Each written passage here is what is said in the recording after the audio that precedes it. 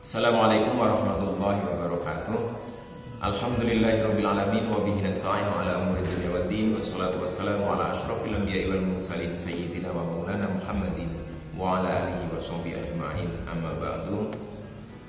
Hadirin kaum muslimin jamaah yang kami hormati, pertama kita panjatkan rasa syukur kita kepada Allah Subhanahu wa taala atas rahmat hidayahnya sehingga kita dapat hadir di masjid ini dalam keadaan sehat walafiat. Kedua kalinya salawat dan salam semoga dilimpahkan Allah pada junjungan kita Nabi besar Muhammad sallallahu alaihi wasallam.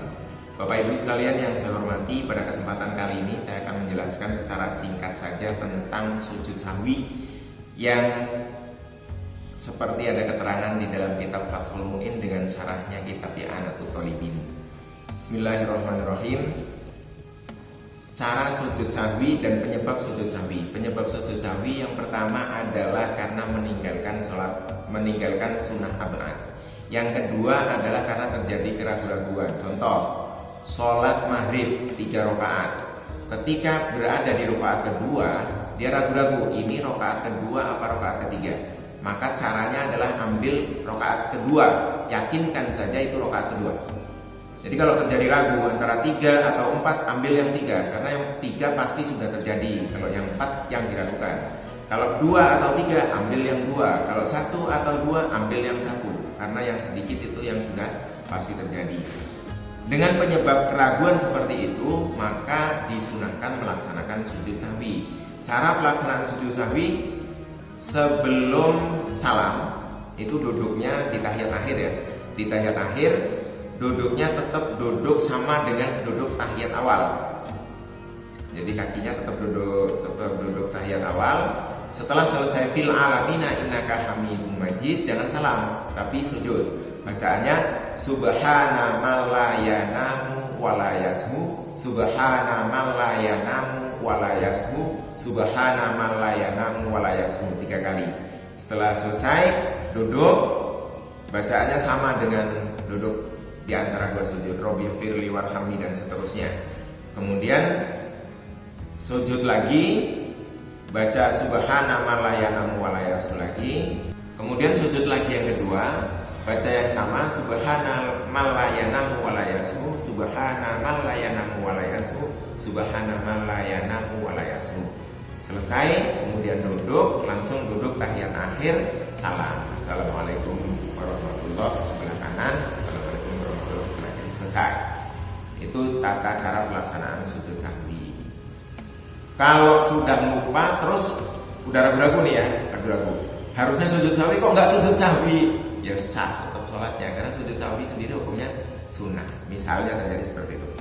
Yang kedua, cara sujud sahwi untuk makmum. Ini yang sering terjadi, ini justru yang jamaah. Kalau imamnya terjadi ragu, misalnya imam harusnya rokaat ketiga, ternyata dia ambil yang posisi rokaat kedua misalnya. Tentunya si makmum kontan, subhanallah. Lalu imam kembali ke gerakan semula. Ini kan si imam disunahkan sujud sahwi. Nah, ketika imam sujud sahwi, pertanyaannya bagaimana makmumnya? Ini sebagian kalau di beberapa masjid musola yang saya lihat, itu ada yang ikut imam sujud sahwi, ada juga yang nggak ikut.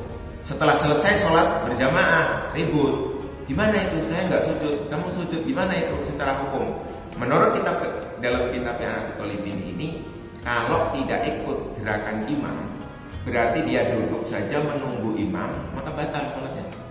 Karena dia sudah ditinggalkan imam sebanyak 2 rukun lebih. Karena dia sudah melakukan sujud, kemudian duduk di antara 2 sujud, kemudian sujud lagi, kemudian baru salamnya bareng.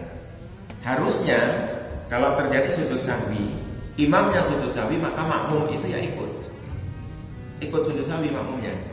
Karena yang namanya makmum itu mengikuti semua gerakan imam, itu diikuti yang terkait dengan ibadah tentunya. Kalau imamnya cuma garuk-garuk ya makmumnya nggak usah ngikut, itu kan bukan gerakan sholat. Nah ini yang perlu saya sampaikan pada kesempatan kali ini, karena ini banyak menjadi perbincangan dan bagaimana pelaksanaannya, maka perlu kami jawab seperti itu pelaksanaan sujud sahwi. Nah kalau yang terlanjur Pak, saya dulu pernah sholat seperti itu dan saya nggak ikut sujud sahwi, ya kalau waktu itu belum tahu ya nggak masalah, namanya orang nggak tahu, orang tidur itu kan nggak terkena hukum. Nah itu aja, saya kira nggak perlu panjang karena memang kepentingannya menjelaskan sujud sahwi. Kurang lebihnya mohon maaf kalau ada yang kurang jelas atau penjelasan kami kurang pas, salah, silakan recek sendiri di dalam kitab Ianatul Talibin, dan kalau ada yang kurang jelas silakan ditanyakan di kolom komentar. Terima kasih. Wallahul muwaffiq ila aqwamit thoriq. Billahi taufiq wal hidayah. Wassalamualaikum warahmatullahi wabarakatuh.